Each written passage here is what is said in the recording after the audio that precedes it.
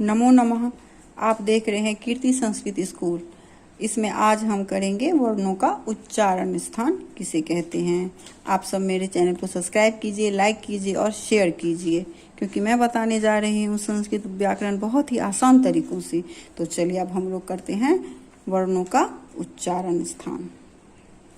वर्णों का उच्चारण स्थान। इसमें किस वर्ण का क्या उच्चारण कहाँ से होता है उसके बारे में हम करेंगे। किसी भी, इसकी परिभाषा एक बार देख लेते हैं। किसी भी वर्ण का उच्चारण करते समय मुख के अंदर किसी न किसी भाग का स्पर्श होता है। वह भाग ही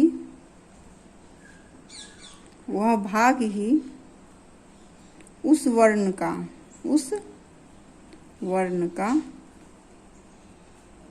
उच्चारण स्थान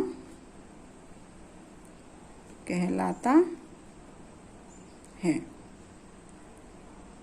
अर्थात जिस वर्ण का मुख के जिस भाग से उत्पत्ति होता है ना, जिस भाग से उसकी उत्पत्ति होती है, जिस भाग से उसको हम बोलते हैं, वो स्थान उस वर्ण का उच्चारण स्थान कहलाता है। इसके कुछ सूत्र होते हैं। आइए हम उन सूत्रों को करते हैं, तो हमें पता चल जाएगा कि एक एक वर्ण को याद करने के बदले उन सूत्रों को याद करने से एक एक वर्ण का उच्चारण स्थान हमें अपने आप कंठस्थ हो जाएगा। ठीक है। अगर आप सभी ने मेरे चैनल को अभी तक लाइक से नहीं किया है तो सब्सक्राइब कीजिए, मेरे चैनल को लाइक कीजिए, शेयर कीजिए, कीर्ति संस्कृत चैनल को सब्सक्राइब कीजिए। तो आप लोगों को ग्रामर बहुत ही आसान तरीकों से समझने को मिलेगी। अगला सूत्र है, चलिए सूत्र करते हैं। अकुह विसर्जनीयानाम कंठः। अकुह विसर्जनीयानाम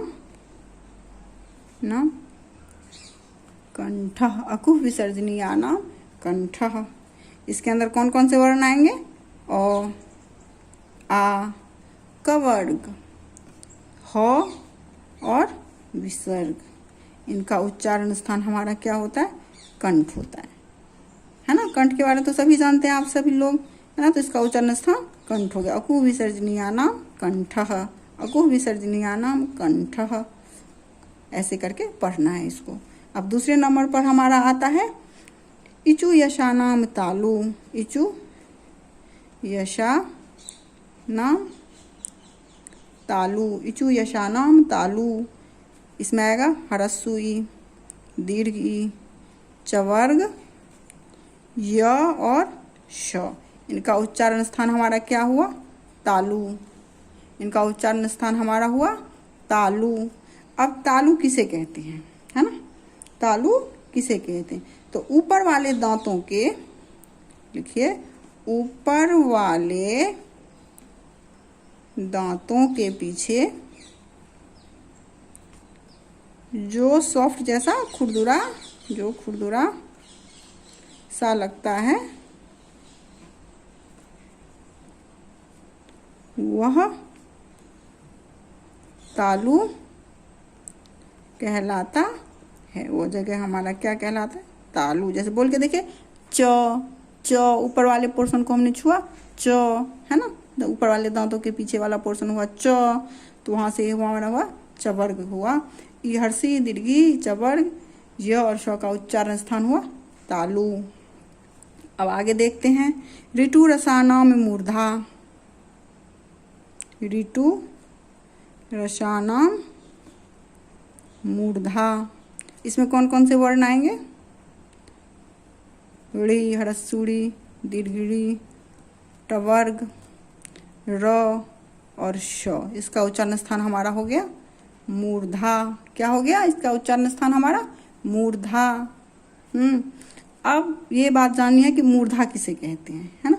मूर्धा भी तो जाननी है, मूर्धा तो याद कर लिया हमने, ऋतु रसानाम मूर्धा, ऋतु रसानाम मूर्धा, लेकिन मूर्धा किसे कहेंगे?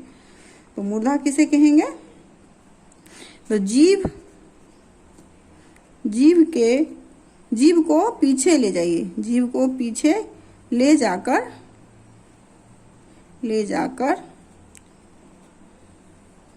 सिर के, संस्कृत में माथा को सिर भी कहा गया है। सिर के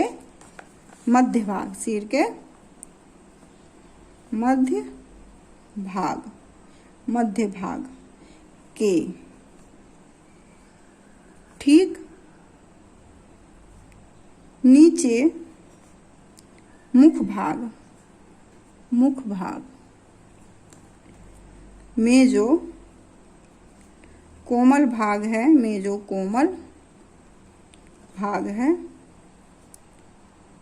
वह मूर्धा स्थान है। वह क्या है हमारा?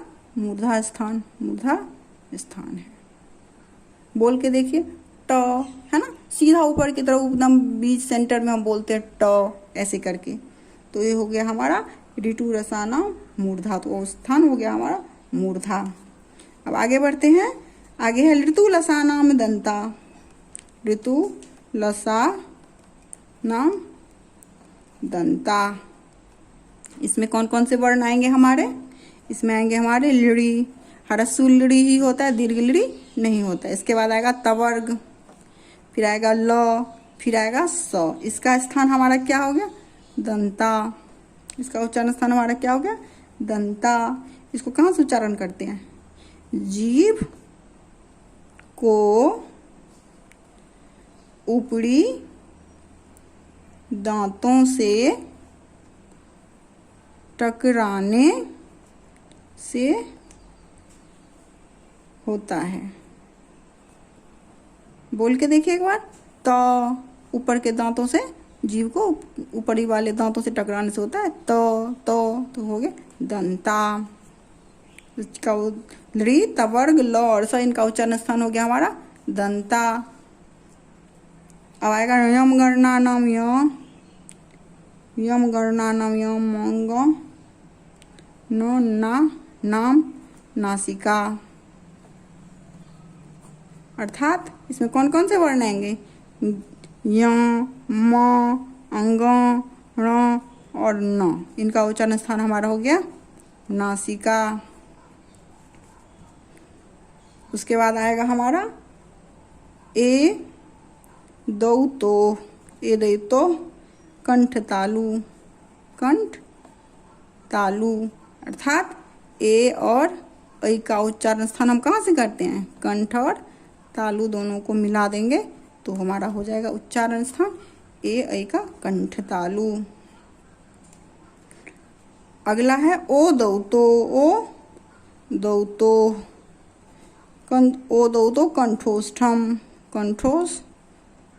कंठोष्ठम।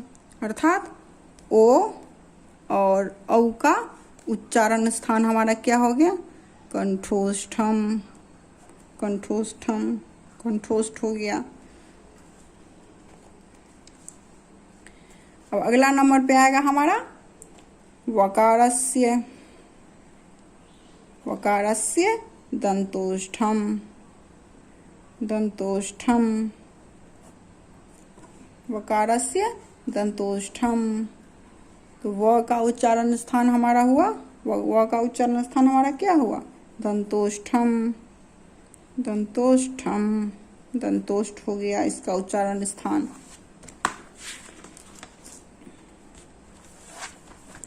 अब आगे है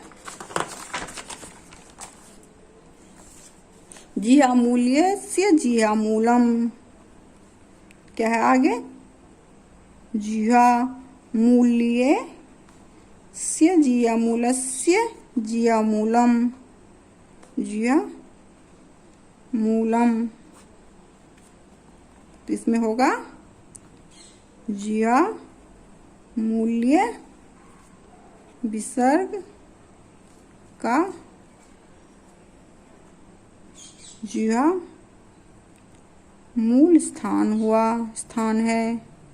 जिह्वामूल के बारे में हमने हल संधि के अंदर पढ़ा हुआ है। हल संधि, हल व्यंजन के बारे में पढ़ रखा है। हल माने व्यंजन के बारे में हमने पिछले वीडियो में पढ़ा था, तो उसमें हमने जिया मूल्य के बारे में बहुत अच्छे से किया है। तो जिया मूल्यस्य जिया मूलम। अगला है हमारा नासिका अनुसारस्य। नासिका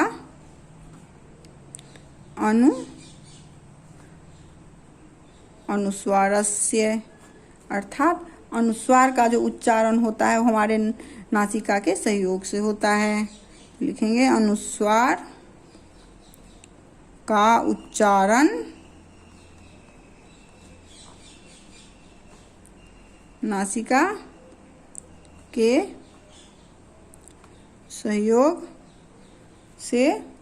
सहयोग से होता है। ये सारे हमारे उच्चारण स्थान हुए। इनको हमको याद कैसे करना है, ऐसे बोलना है। अकुह विसर्जनीया नाम कंठः, अकुह विसर्जनीया नाम कंठः। इचु यशानाम तालु, इचु यशानाम तालु। ऋटुरसानाम मूर्धा, ऋटुरसानाम मूर्धा। लृतुलसानाम दंता, लृतुलसानाम दंता। यम गणनानाम नासिका, यम गणनानाम नासिका। एदौतो कंठतालु, एदौतो कंठतालु। ओदौतो कंठोष्ठम, ओदौतो कंठोष्ठम। वकारस्य दंतोष्ठम, वकारस्य दंतोष्ठम। जियामूल्यस्य जियामूलम, जियामूलस्य जियामूलम। नासिका अनुस्वारस्य, नासिका अनुस्वारस्य। ये हमारे हो गए उच्चारण स्थान। आप सभी ने आज अच्छे से उच्चारण स्थान को समझ लिया है। अब इसको अच्छे से याद भी कर लेना है, ताकि कहीं भी पूछा जाए तो आपको लिखने में, है ना, ऑब्जेक्टिव में सही करने में कोई भी दिक्कत ताकि नहीं आए। अब आप सभी कीर्ति संस्कृत स्कूल को सब्सक्राइब कीजिए, लाइक कीजिए, शेयर कीजिए, क्योंकि आप यहाँ पे संस्कृत ग्रामर बहुत ही आसान तरीकों से पढ़ेंगे। ठीक है, धन्यवाद।